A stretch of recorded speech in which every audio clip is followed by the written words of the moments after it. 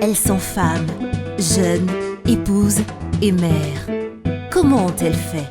Nkento, un magazine dédié à la femme en vue de partager des expériences inspirantes, éveiller la conscience, encourager et promouvoir le genre féminin dans plusieurs domaines.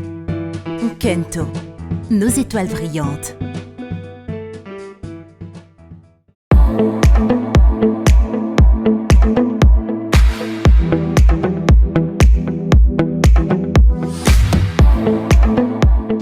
Donc je suis Gisèle Ilunga Bondo, donc on m'appelle Maman Gisèle. Je suis donc épouse du pasteur Bondo Kasongo de l'église Centre évangélique La Borne à Eupen, et je suis mère de 4 enfants, dont 3 garçons et une fille.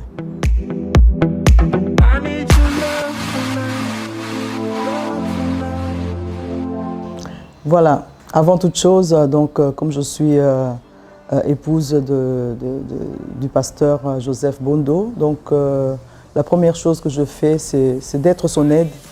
Donc je l'assiste dans le travail du ministère, dans le travail pastoral, dans l'équipe pastorale qui est aussi établie au CF La Borne.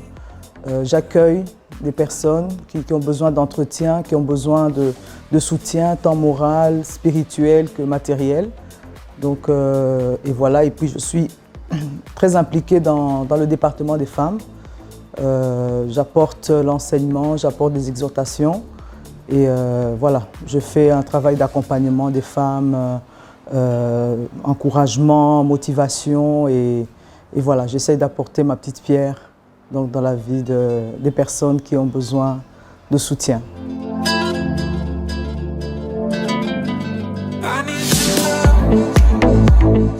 Voilà, les difficultés viennent souvent quand on a l'impression qu'on n'arrive pas à faire passer le message, qu'on n'arrive pas à rencontrer quelque part les attentes des gens. C'est vrai que ce n'est pas nous qui sommes la solution, c'est le Seigneur. Mais lorsqu'on a l'impression d'être bloqué quelque part par rapport à des personnes qui traversent des moments très très difficiles, où on se sent impuissant, mais voilà, on essaye de faire du mieux qu'on peut en apportant donc l'espoir par la parole de Dieu, en stimulant la foi. Mais ce n'est pas toujours évident, et l'autre difficulté aussi, c'est le sentiment des fois de ne pas être toujours, comment dire, compris par ceux qui nous environnent, qui nous entourent.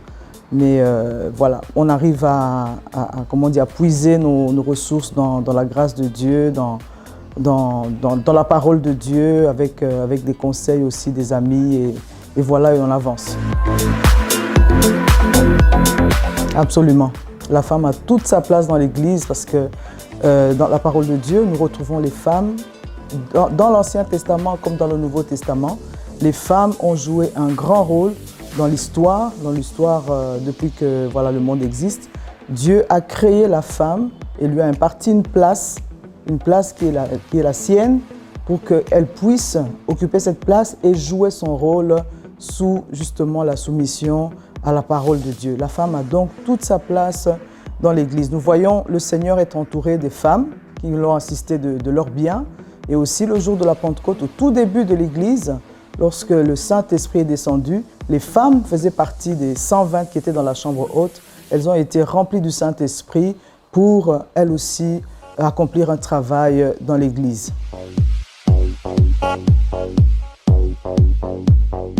Voilà, donc en parlant du ministère féminin, j'ai eu la précision que c'est toutes ces femmes qui sont appelées au ministère, qui se mettent quelque part à occuper des fonctions comme pasteur, donc à diriger des églises. Je me dis pourquoi pas.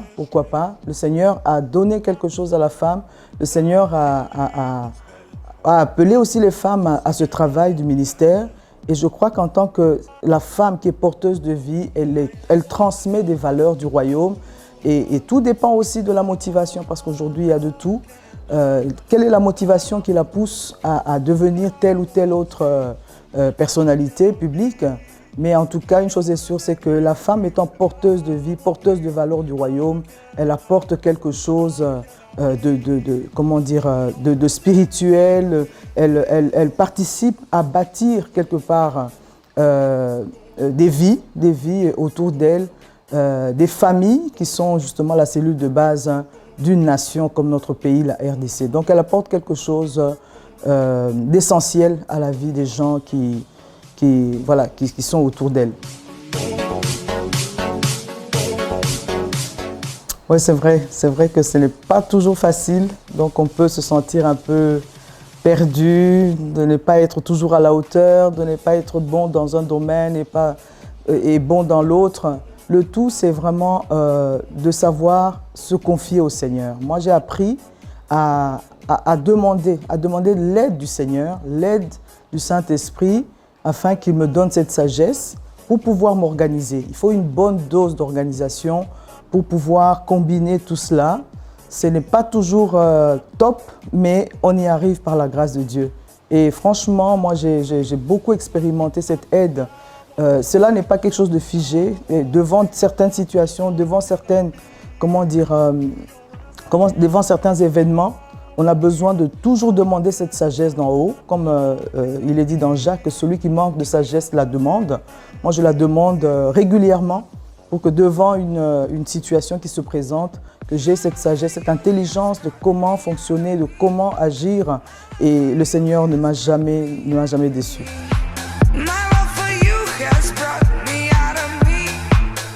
Alors, les plus belles expériences que je peux partager, c'est le fait que lorsque je m'investis, par exemple, à aider un jeune couple qui passe par des moments difficiles, par des conflits, de voir à nouveau ce couple être en paix, retrouver l'harmonie, de continuer à marcher main dans la main, ça c'est vraiment quelque chose qui me réjouit énormément.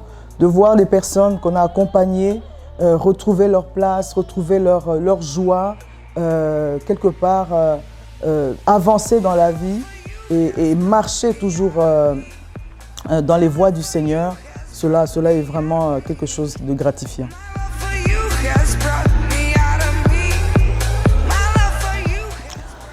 Voilà, c'est un sujet très brûlant, c'est un sujet qui fait couler beaucoup d'encre. Bon, du point de vue du monde, bon, l'émancipation, voilà, c'est quelque chose qui est né, ce n'est pas d'hier.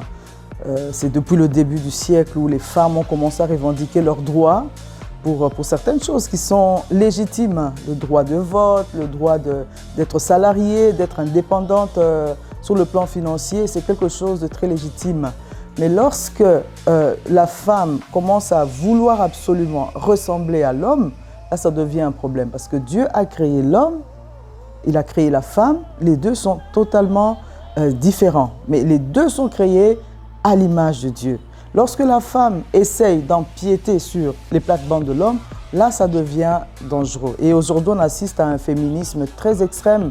Malheureusement, beaucoup de jeunes femmes tombent aussi dans ce piège, même des chrétiennes. C'est quelque chose, c'est vraiment un piège où finalement, la femme ne veut pas, quelque part, se rebelle par rapport à la position que Dieu lui a impartie, à la place que Dieu lui a assignée, pour vouloir absolument prendre la place qui n'est pas la sienne. Et alors, elle se perd, elle ne peut pas connaître une vie d'épanouissement parce qu'elle n'est pas à la place que Dieu lui a accordée pour vivre une vie de plein épanouissement. Donc c'est ça mon point de vue, c'est que voilà, il y a des bonnes choses par rapport aux avancées de ce que les femmes ont revendiqué, leurs droits, mais voilà, il y a aussi des devoirs quelque part, hein, ça on oublie, il y a des droits et des devoirs. Et la femme chrétienne doit d'abord se poser la question, pourquoi est-ce que je recherche absolument cette indépendance il y en a qui parlent même de se passer carrément de l'homme, je n'ai pas besoin de l'homme. Oui, c'est vrai, dans une certaine mesure. Mais Dieu a voulu que voilà, qu'on vive comme ça, les hommes sont là, les femmes sont là. Et quand chacun accepte la place que Dieu lui a assignée, les choses marchent de manière harmonieuse.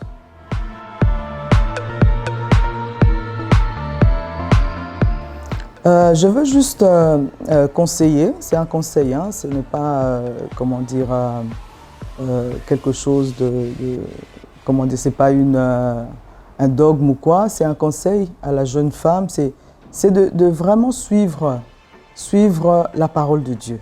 Qu'est-ce qui est écrit dans la parole de Dieu? Quand on veut plaire à Dieu, on doit suivre ses prescrits.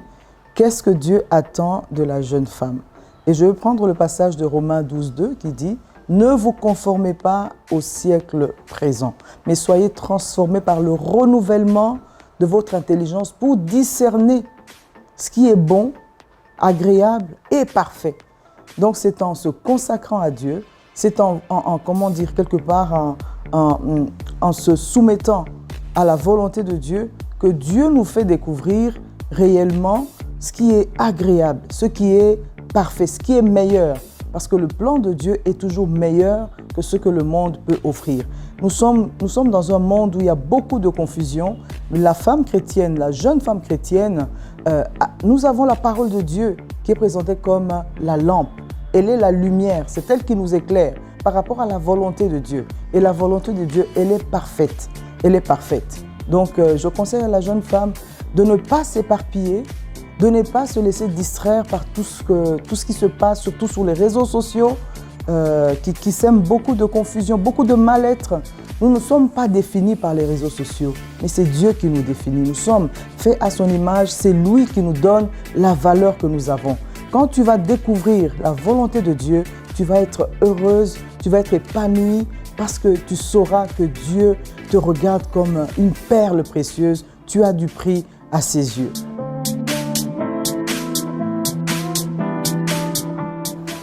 La citation ou le passage que je peux donner, c'est un passage qui se trouve dans Proverbe 31. C'est le proverbe qui parle beaucoup de la femme vertueuse, qui dit que la femme qui craint l'Éternel, c'est elle qui sera louée. Donc la femme qui marche selon les voies de Dieu, qui rejette le mal, parce que la crainte de Dieu, c'est le rejet du mal, qui marche dans la crainte de Dieu, dans la sainteté, c'est elle qui va être louée. C'est elle qui va quelque part entrer dans sa destinée. Marcher avec Dieu, c'est aller dans la direction que Dieu a tracée pour entrer dans son plein accomplissement. Et marcher avec Dieu, c'est vraiment marcher dans la direction de la destinée, dans une vie magnifique, une vie heureuse. La femme qui craint Dieu, c'est elle qui sera louée. Et je veux rajouter une citation que j'aime beaucoup d'une femme politique qui a vécu au début du siècle, c'est Eleanor Roosevelt qui a dit « Ne donnez à personne la permission de vous diminuer. » Donc, cela t'appartient. Quand tu es sûr de ton identité, surtout en Christ, quand tu es sûr que tu as été créé par la volonté d'un Créateur merveilleux, Dieu lui-même, tu ne peux pas laisser à qui que ce soit quelque part ce plaisir de te diminuer. Tu as du prix aux yeux de Dieu, donc relève ta tête et avance, va de l'avant, dans les voies de Dieu.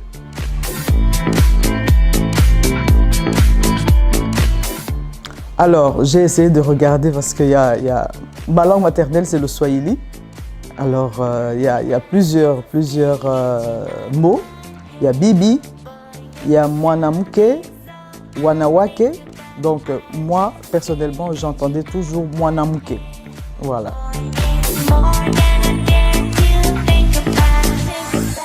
Voilà, je trouve le concept Kento comme un très très beau concept, très, très édifiant, enrichissant, c'est surtout par rapport aussi à l'ouverture aux autres dans tous les domaines, et ça ne peut que bénir, ça ne peut que enrichir les personnes qui vont être en contact de ce concept, et vraiment que Dieu bénisse cette initiative et que vous puissiez aller de l'avant.